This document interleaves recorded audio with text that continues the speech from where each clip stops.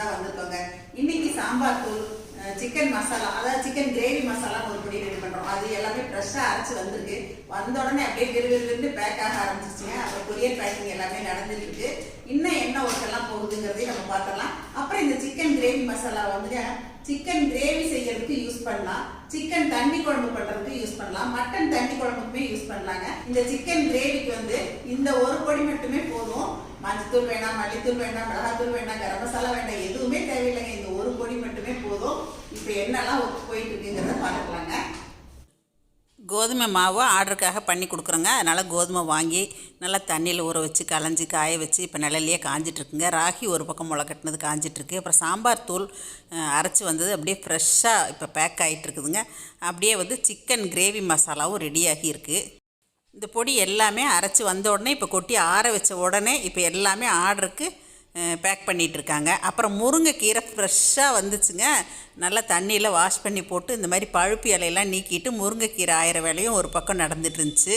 முருங்கைக்கீரை soup mix கொஞ்சம் இருந்துச்சுங்க. இருந்தாலும் ஃப்ரெஷ்ஷாக கிடச்சதால மறுபடியும் நாங்கள் வாங்கிட்டோம். இந்த மாதிரி முருங்கைக்கீரை சூப் மிக்ஸும் எங்ககிட்ட கிடைக்குங்க. அப்புறம் எள்ளு பொடிக்கு எள்ளு அரிச்சு களைஞ்சி காய வச்சு நிழல்லையே உணர்த்தியிருக்காங்க. எள்ளு பொடி பாருங்கள், அப்படியே பாக்ஸை திறக்கும் போதே ஜம்முன்னு வாசம் வருதுங்க. சாதத்தில் போட்டு பிசைஞ்சு சாப்பிட எள்ளு பொடி ரொம்ப அருமையாக இருக்குங்க.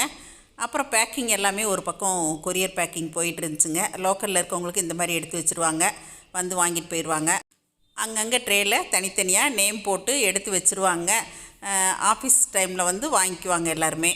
வெளியூர்லேருந்து ஆர்டர் பண்ணுறவங்களுக்கு இந்த மாதிரி நீட்டாக பேக் பண்ணி அனுப்பி விட்டுருவாங்க. அப்புறம் ராகி முளை கட்டினது சத்து மாவுக்கும் அரைக்கிறோம். அது இல்லாமல் நாங்கள் வந்து ராகி முளை கட்டின மாவும் தனியாக அரைக்கிறோம். அப்புறம் வந்து ரசப்பொடிக்கு, மீன் குழம்பு தூளுக்கு, இதுக்கெல்லாம் பாருங்கள் எல்லாமே ஃபஸ்ட் குவாலிட்டி தாங்க. பருப்புலேருந்து, சீரக மிளகுலேருந்து, மல்லியிலேருந்து எல்லாமே ஃபஸ்ட் குவாலிட்டி வாங்கி நல்லா வெயிலில் காய வச்சுருக்கோம். இடியாப்ப மாவு வந்து பாரம்பரியமான முறையில் தான் நாங்கள் வேக வச்சு சலித்து இந்த மாதிரி ரெடி பண்ணுறோங்க. நிழல்லையே ஒரு 4 நாள் வரைக்கும் இந்த மாதிரி உணர்த்திட்டு அதுக்கப்புறமா தான் வெயிலில் வைப்போம். இன்னொரு பக்கம் இட்லி பொடிக்கு கருப்பு உளுந்து வறுத்துட்ருக்காங்க. வறுத்து அரைச்சி முடித்தாங்களோ இல்லையோங்க, எல்லாத்தையும் கம்ப்ளீட்டாக ஆர்டருக்கு பேக் பண்ணி வச்சுட்டாங்க.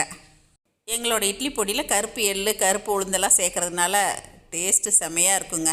அப்புறம் இதுக்கு முதல் செட் அரைச்சது கோதுமை மாவு ரெடியாகி வந்துருச்சு. இடியாப்ப மாவும் ரெடியானதை இப்போ ஆர்டருக்கு பேக் பண்ணி எடுத்து வச்சுட்டாங்க.